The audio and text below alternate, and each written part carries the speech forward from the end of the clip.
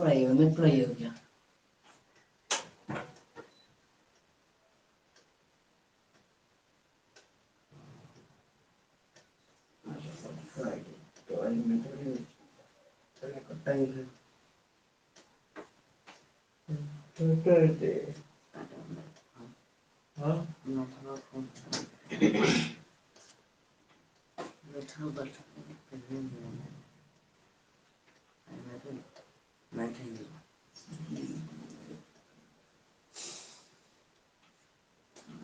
जानकारी इसके बारे में अच्छा से नहीं है।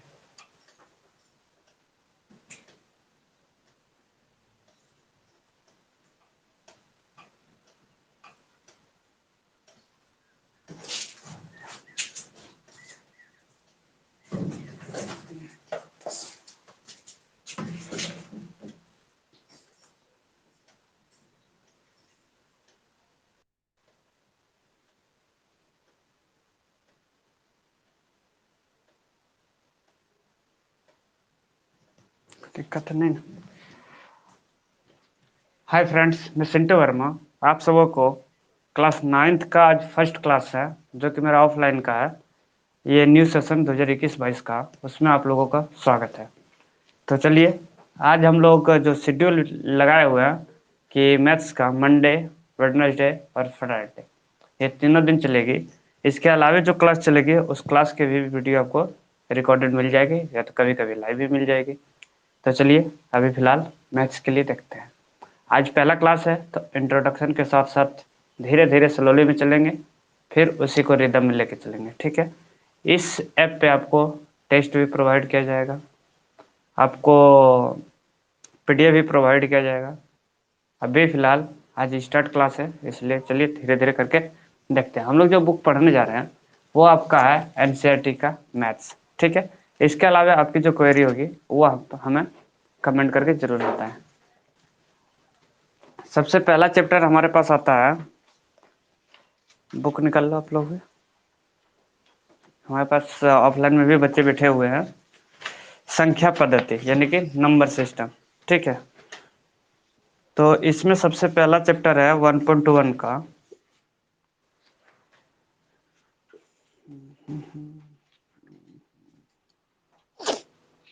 संख्या पद्धति, है ना। कोई दिक्कत?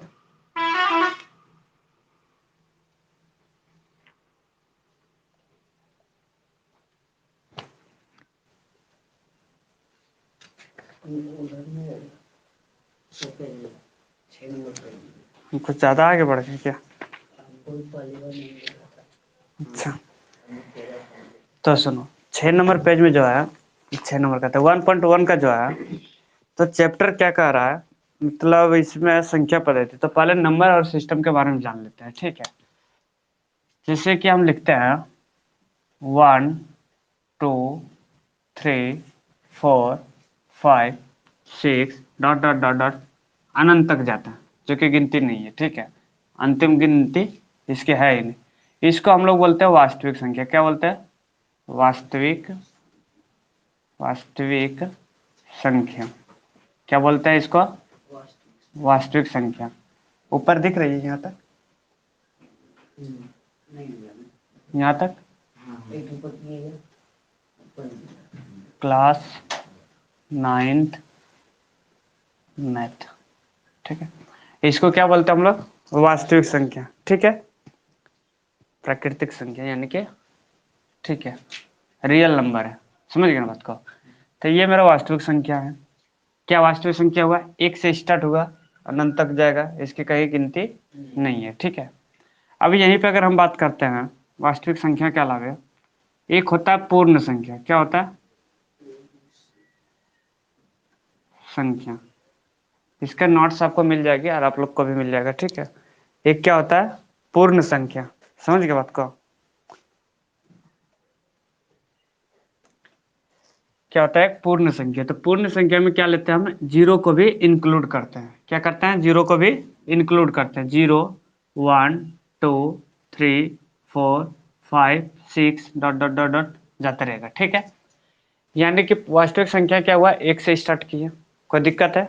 नहीं ना।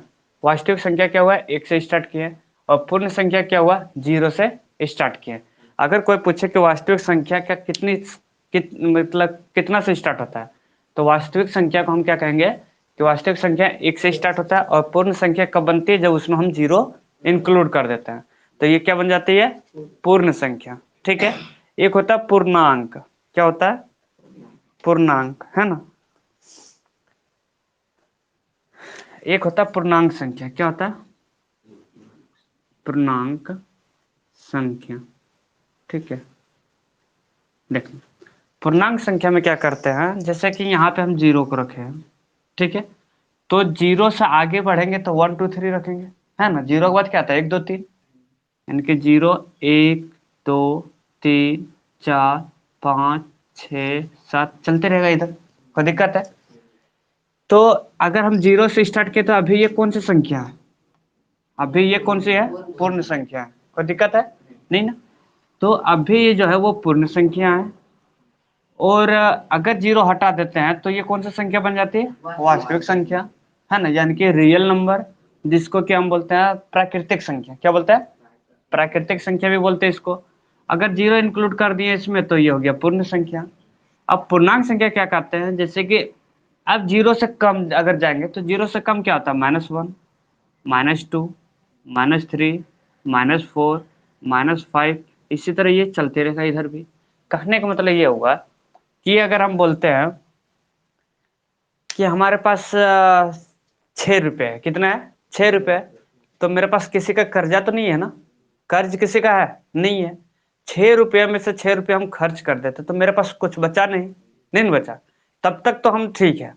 लेकिन अगर अब हमको जरूरत पड़ जाए और किसी से हम क्या करें, कुछ पैसे ले लेते हैं, तो अब क्या हुआ, मेरे पे कर्ज हो गया, कर्ज हो गया यानी कि मेरे नेगेटिव में चला गया, किस में चला गया, नेगेटिव में, यानी कि मेरे पास जो था वो भी गया और उल्टा किसी से लेना पड़ा, समझ गए। मेरे पास इतना था, वो गायब हुआ तो 0 बचा, और ये भी गया यानी कि अंततः में हमको लेना पड़ा, तो उसको नेगेटिव बोलते हैं। ठीक है, एक तरफ से। तो पूर्णांक संख्या क्या हुआ, माइनस से स्टार्ट होता है और माइनस प्लस तक जाता है। ठीक है। तो एक सवाल हमको बताओ, क्या पूर्णांक संख्या वास्तविक संख्या हो सकती है, पूर्णांक संख्या वास्तविक संख्या, पूर्णांक संख्या क्या वास्तविक संख्या हो सकती है, हाँ हो सकती है। नहीं, गलत जवाब। क्योंकि पूर्णांक संख्या आपको माइनस भी लेता है, तो वास्तविक संख्या यानी कि रियल नंबर, प्राकृतिक संख्या में माइनस कहाँ है। अगर आपसे पूछे कि क्या वास्तविक संख्या पूर्णांक संख्या होती है, तो देखो वास्तविक संख्या पूर्णांक संख्या में है, वास्तविक संख्या 1 से स्टार्ट था तो पूर्णांक संख्या में है ना जी। तो आपका वास्तविक संख्या पूर्णांक संख्या होती है, सुनो बात को, वास्तविक संख्या पूर्णांक संख्या होती है, लेकिन पूर्णांक संख्या वास्तविक संख्या नहीं होगी। क्यों नहीं होगी, क्योंकि क्या -1 0 इसमें दिख रही है आपको, नहीं ना। तो अगर आपको बोले कि पूर्णांक संख्या जो है वो वास्तविक संख्या होगी, तो नहीं होगी, लेकिन वास्तविक संख्या पूर्णांक संख्या होती है। उसी तरह पूर्ण संख्या क्या पूर्णांक संख्या होगी, पूर्ण संख्या पूर्णांक संख्या, यानी कि हम पूछ रहे हैं कि पूर्ण संख्या पूर्णांक संख्या होगी, यानी कि पूर्ण संख्या क्या पूर्णांक के अंदर है, तो फिर होगी। ठीक है, तो ये कथन सत्य है। अगर ये पूर्णांक संख्या क्या पूर्ण संख्या होगी, नहीं, क्योंकि ये इसमें नहीं है ना। क्या पूर्ण संख्या वास्तविक संख्या होगी, नहीं होगी, क्योंकि पूर्ण संख्या वास्तविक संख्या इसलिए नहीं होगी क्योंकि इसमें 0 है, इसमें नहीं है। अगर हम बात करें पूर्ण वास्तविक संख्या क्या पूर्ण संख्या होती है, तो फिर हाँ, क्योंकि ये इसमें है, समझ रहे बातों को। अगर हम बोले कि कोई संख्या 24 है, 24 को लिखने का तरीका बहुत सारे हैं। हम लिखते हैं कि 12 + 12, और 24 एक बार लिखते हैं, हम लिखते हैं कि 2 + 20। ठीक है, हम क्या इसमें 12 है, नहीं है ना, लेकिन फिर भी 24 बनाए हुए ना। तो जब इसमें 12 नहीं है और हम बोलते कि ये 2 क्या 12 के बराबर है, नहीं होगा। तो उसी तरीके से समझो थोड़ा सा। तो ये समझ में आ रहा है कि अगर सवाल पूछा जाए तुमसे, इसको एक बात याद रखना, वास्तविक संख्या जो है इसको हम प्राकृतिक संख्या भी बोलते हैं। क्या बोलते हैं, प्राकृतिक संख्या, प्राकृत संख्या क्या बोलते हैं, प्राकृत संख्या, ठीक है। प्राकृत संख्या, प्रत्येक प्राकृत संख्या पूर्ण संख्या होती है। प्रत्येक प्राकृतिक संख्या पूर्ण संख्या होती है, सवाल है मेरा। हाँ होती है। हाँ होती है। क्यों होती है? क्योंकि उसमें एक है, यहाँ भी एक है, उसमें दो है, यहाँ भी दो है ना, क्योंकि प्राकृतिक संख्या जितनी भी होती है वो आपके पूर्ण संख्या में इंक्लूड हो जाती है, क्योंकि पूर्ण संख्या 0 से स्टार्ट होती है। कोई दिक्कत है यहाँ तक? नहीं है ना। अगर आपसे पूछे प्राकृत संख्या क्या पूर्णांक संख्या होती है? नहीं होती है। प्राकृत संख्या क्या पूर्णांक संख्या होती है? हाँ होती है। होती है, क्योंकि ये संख्या इसमें है लेकिन ये संख्या इसमें नहीं है। यहाँ तो कोई दिक्कत नहीं ना। इसको हटाते हैं अब। ये सारे चीज अच्छे से समझना, ठीक है। फिर एक सवाल आता है, परिमेय संख्या क्या आता है? परिमेय संख्या, कोई दिक्कत है? यहाँ पे दिखाई दे रही है ना?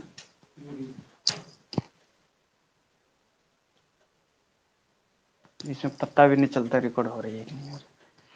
चलो, परिमेय संख्या हम किसको कहते हैं?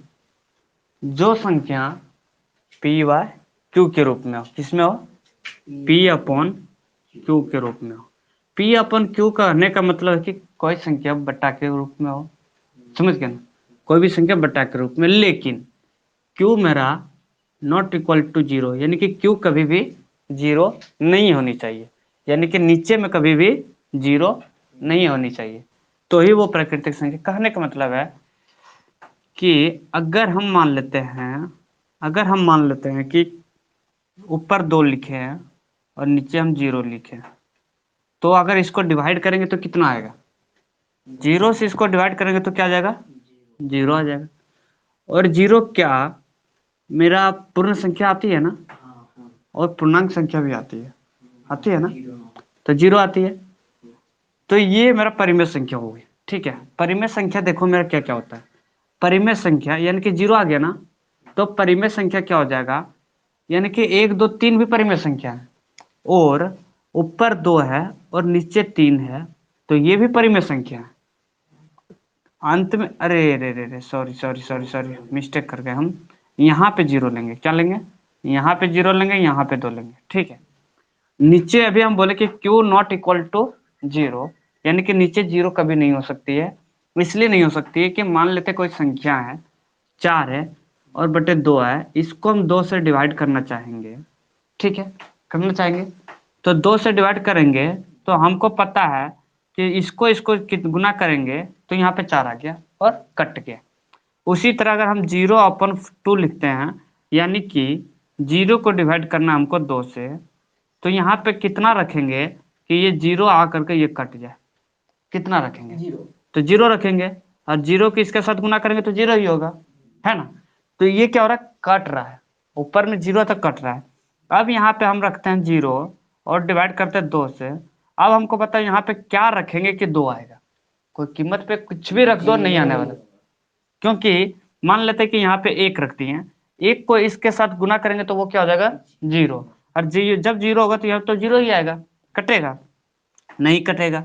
यहाँ पे आप 2 दे दीजिए, 3 दे दीजिए, 1 करोड़ 1 लाख कोई भी संख्या दे दीजिए, यानी कि 0 डिवाइड बाय 2 लिखते हैं, सॉरी हाँ। तो इसको क्या करेंगे हम? डिवाइड कितनों संख्या से दे देते हैं, यानी कि 200 कितनों दे देंगे, तो इसको मल्टीप्लाई जब भी यहाँ से करेंगे तो ये 0 आकर के इसको कटा सकेगा? नहीं कटा सकेगा।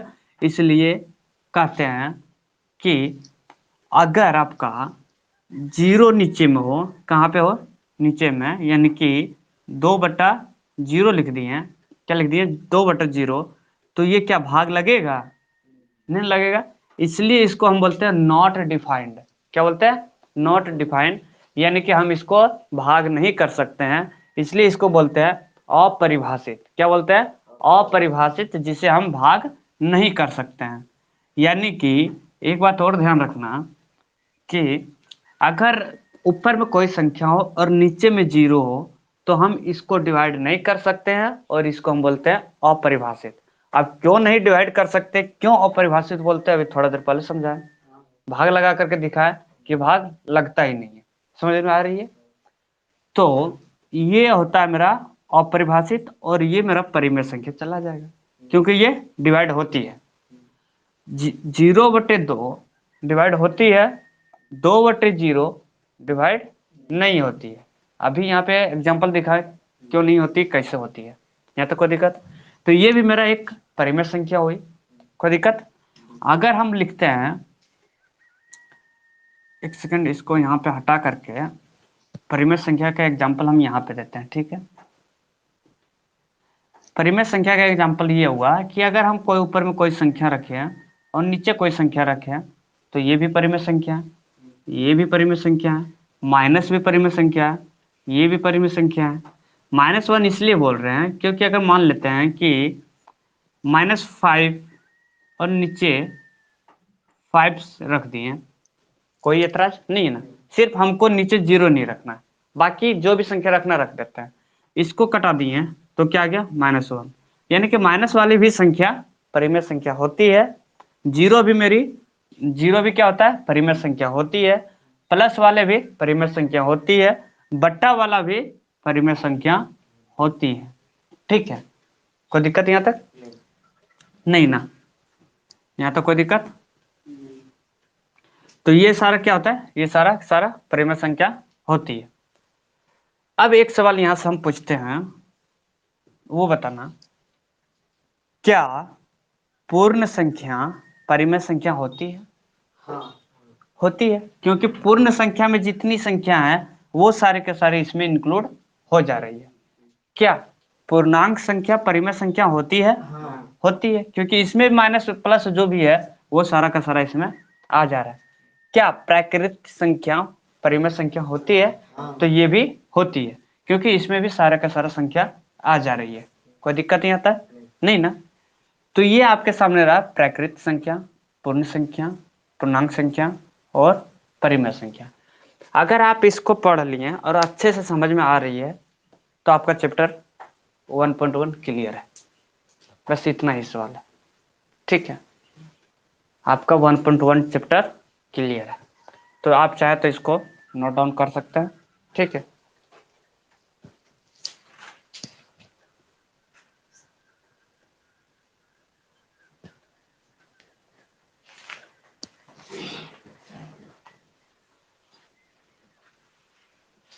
चलिए नोट डाउन बाद में कर लीजिएगा, अभी हम इसको हटाते हैं, आगे चैप्टर चलते हैं, ठीक है?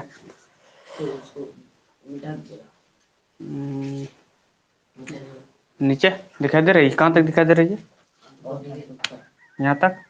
आगे नीचे। यहाँ तक? हाँ। ठीक है ना? तो यहाँ तक आ जाए। तो सबसे पहला सवाल आपका है, क्या शून्य एक परिमेय संख्या है? सबसे पहले सवाल, क्या शून्य एक परिमेय संख्या है? हाँ है। क्या लड़के हो बोलते नहीं? क्या शून्य एक परिमेय संख्या है? तो 0 परिमेय संख्या में आती है ना? तो पहला सवाल तो यही है, तो क्या बोलेंगे? हाँ। क्या बोलेंगे? हाँ। क्या इसे आप P व Q के रूप में लिख सकते हैं, जहां P और Q पूर्णांक है और Q नॉट इक्वल टू 0? ये लिखा हुआ है। क्यों नहीं लिख सकते? नहीं लिखा हुआ कि Q नॉट इक्वल टू 0 होना चाहिए, और P और Q एक पूर्णांक संख्या है। P और Q, P और Q, P और Q ये पूर्णांक संख्या में से कोई भी संख्या हो सकती है, ठीक है? तो बोल रहा है कि क्या हम लिख सकते हैं? तो सबसे पहली बात है, आपका एक्सरसाइज 1.1 में 1.1 में पहला सवाल है, जो भी है आप सवाल देख सकते हैं, एनसीईआरटी का बुक है, आप भी देख लीजिए, उल्टा करके लिखा हुआ है, क्या शून्य एक परिमेय संख्या है? तो सबसे पहले बोलेंगे हाँ, शून्य एक परिमेय संख्या है।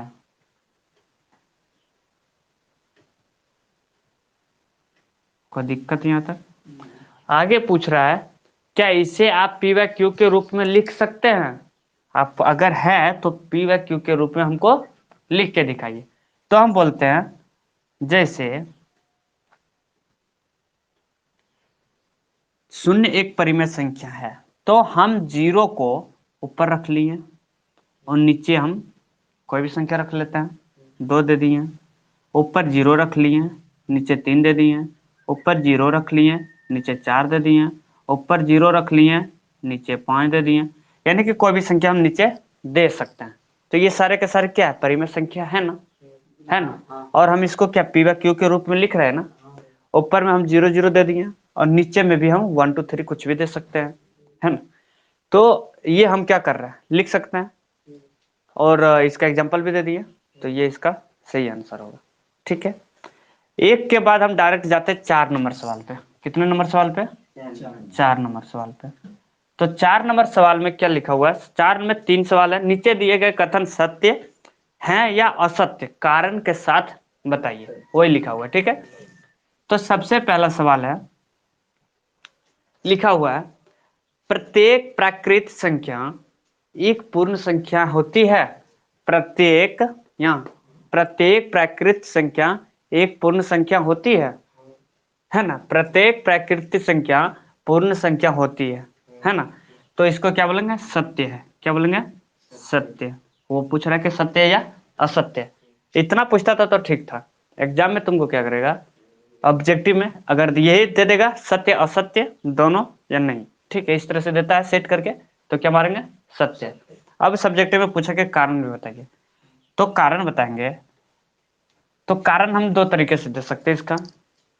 आप प्राकृत संख्या जो है उसका एग्जाम्पल दे दीजिए, और पूर्ण संख्या जो है ये टोटल लिख दीजिए। दोनों चीज हम इसमें इंक्लूड कर सकते हैं, ताकि उनको पता चले कि प्राकृत संख्या पूर्ण संख्या होती है। या तो कारण लिखना चाहें तो कारण में ये भी लिख सकते हैं हम, कारण में हम ये भी लिख सकते हैं कि प्रत्येक प्राकृत संख्या, प्रत्येक प्राकृत संख्या पूर्ण संख्या होती है। पूर्ण संख्या होती है क्योंकि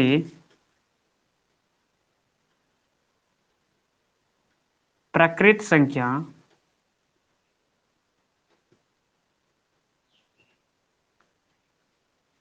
equals to 1 2 3 4 dot dot dot dot, और पूर्ण संख्या है ना, पूर्ण संख्या equals to 0 1 2 3 4 dot dot dot. बता दी क्यों होती है, क्योंकि प्राकृतिक संख्या 1 से स्टार्ट होती है और पूर्ण संख्या 0 से। कोई दिक्कत है, दिखाई दे रही है इसमें। तो ये 4 का 1 नंबर हो गया। उसी तरह 4 का दूसरा है प्रत्येक पूर्णांक एक पूर्ण संख्या होती है। 4 का 2 बोल रहा है कि प्रत्येक पूर्णांक संख्या एक पूर्ण संख्या होती है। बताओ, क्या प्रत्येक पूर्णांक संख्या पूर्ण संख्या होती है? प्रत्येक पूर्णांक संख्या पूर्ण संख्या होती है? नहीं होती, क्योंकि प्रत्येक पूर्णांक में आपका 0 से तो इधर आ जाती है, लेकिन माइनस वाला क्या इसमें है? नहीं है, इसलिए असत्य है। क्या है? असत्य। असत्य। हर कारण में सेम लगा देना है, समझ गया? कोई दिक्कत है? अगला सवाल है तीसरा, इसमें देख लीजिए। तीसरा है आपके सामने, प्रत्येक परिमेय संख्या एक पूर्ण संख्या होती है। क्या है? प्रत्येक परिमेय संख्या एक पूर्ण संख्या होती है। प्रत्येक परिमेय संख्या एक पूर्ण संख्या होती है। हाँ, एक बार चेक करके देखो बढ़िया से। प्रत्येक परिमेय संख्या पूर्ण संख्या होती है।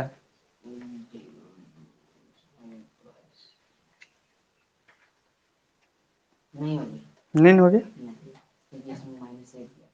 है ना। तो ये भी क्या हो गया, मेरा असत्य हो गया।